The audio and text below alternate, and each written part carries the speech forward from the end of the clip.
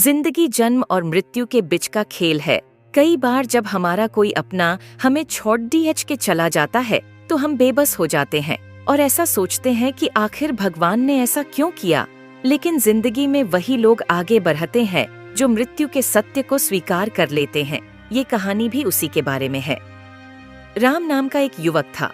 वो स्वभाव का अच्छा और शांत व्यक्ति था। उसका अच्छा सा परिवार था जिसमें उसके माता पिता, पत्नी और 2 बच्चे थे। सभी से वो बेहद प्यार करता था। जय किशन सभी पर दया भाव रखता था और जरूरतमंद लोगों की सेवा भी करता था। वो किसी को दुख नहीं पहुंचाता था। वो श्री कृष्ण भगवान का भक्त था। एक दिन राम के पिताजी की तबीयत अचानक खराब हो जाती है और वो उन्हें अस्पताल ले जाता है। उसने सभी डॉक्टर्स के आगे हाथ जोड़े और अपने पिता को बचाने की मिन्नतें की, किंतु डॉक्टर्स ने उससे कहा कि वो ज्यादा उम्मीद नहीं दे सकते और सभी ने उसे भगवान पर भरोसा रखने को कहा।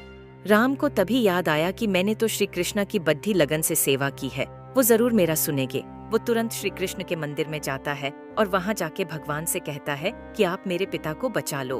तभी मंदिर में उसकी बात एक पुजारी सुन रहे थे।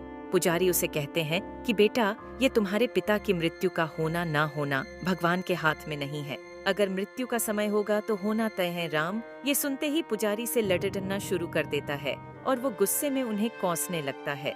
वो पुजारी से कहता है कि आप मेरी मदद करने के बजाय मुझे उल्टा सीधा बोल रहे हो। तभी पुजारी को लगता है कि अब मुझे उसे मेरे तरीके से समझाने का समय आ गया है।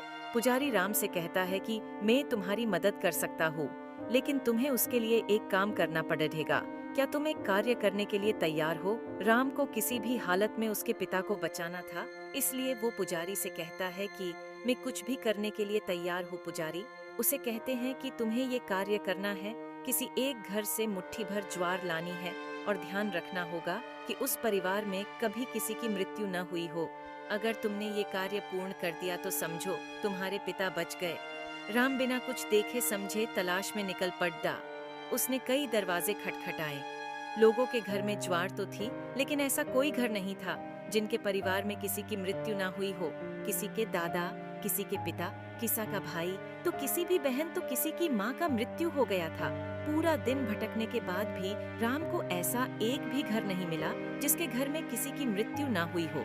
आखिर वो थकते हुए पुजारी के पास आया और उसे इस बात का एहसास हुआ कि मृत्यु एक अटल सत्य है और इसका सामना सभी को करना होता है। मृत्यु से कोई भाग नहीं सकता है। वो अपने व्यवहार के लिए पुजारी से क्षमा मांगता है और निर्णय लेता है जब तक उसके पिता जीवित हैं वो उनकी सेवा करेगा। कुछ दिनों के बाद राम के पिताजी की मृत्यु हो जाती है और वो स्वर्ग में चले जाते हैं। राम को इस बात का दुख होता है, लेकिन पुजारी की उस दिन की सीख के कारण उसका मन शांत रहता है। राम की तरह हम सभी को इस सच को स्वीकार करना चाहिए कि मृत्यु एक अटल सत्य है। उसे नकारना मूर्खता है। दुख तो सभी को होता है, लेकिन उसमें फंस जाना गलत है। ऐसे सच को स्वीकार कर आगे बढ़ना ही जीवन है। अगर आपको हमारी कहानी अच्छी लगी हो तो अपने दोस्तों के साथ भी शेयर कीजिए और कमेंट में जरूर बताइए कि कैसी लगी हमारी ये कहानी।